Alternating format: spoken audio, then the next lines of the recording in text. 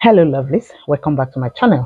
On today's video, we're going to be talking about why is this history of slavery hidden in school by Thomas Sowell. This is a first generation video. When I was in my high school, I was taught a little bit about slavery, but not in depth, like just the fairy, just a little bit about slavery. On this video, I'm going to be knowing more about slavery and I cannot wait to venture into it. So without further ado, let's check this out. Tom, reparations. We began by talking about disparate impact, the idea that discrimination is so deeply embedded in the American experience that it can take place even in the absence of an intention to discriminate. So this argument, which is that there's some basic flaw or sin that's still with us, comes up in the case for reparations. Longish quotation, but it sets something up. But from Ta-Nehisi Coates in an article in The Atlantic entitled The Case for Reparations. White supremacy is not merely the work of hot-headed demagogues, but a force so fundamental to America that it is difficult to imagine the country without it. And so we must imagine a new country. Reparations is the price we must pay to see ourselves squarely. The wealth gap merely puts a number on something we feel but cannot say, that American prosperity was ill-gotten and selective in its distribution. What I'm talking about is more than recompense for past injustices. What I'm talking about is a national reckoning that would lead to spiritual renewal, close quote. And Tom Sowell makes what of that?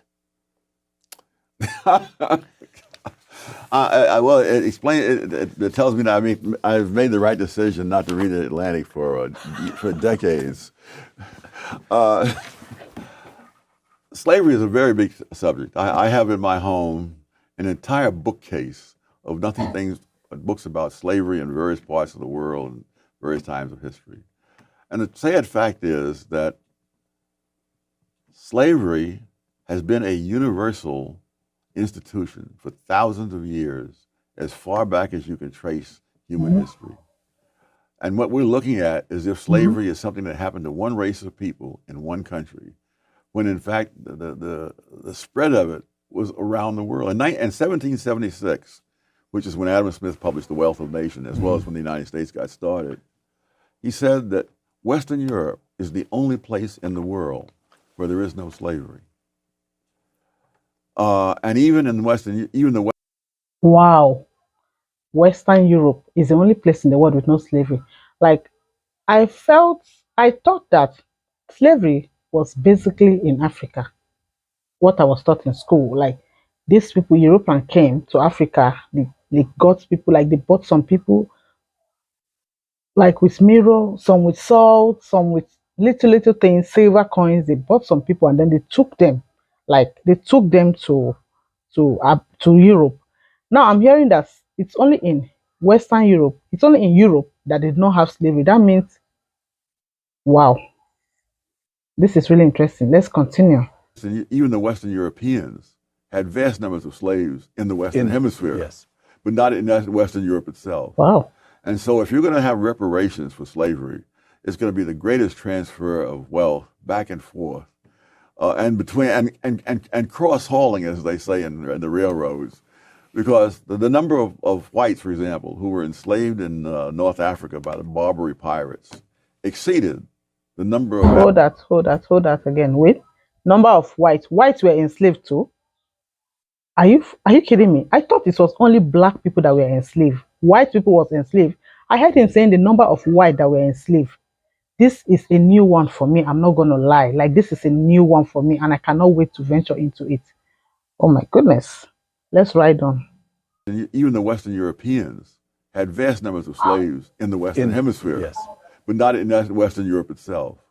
And so if you're going to have reparations for slavery, it's going to be the greatest transfer of wealth back and forth, and between and cross hauling, as they say in the railroads, because the number of whites, for example, who were enslaved in North Africa by the Barbary. Oh my goodness. This is actually a new one. Like, all my life, I thought that it was only Africans that were enslaved, no whites, no Asian, no European.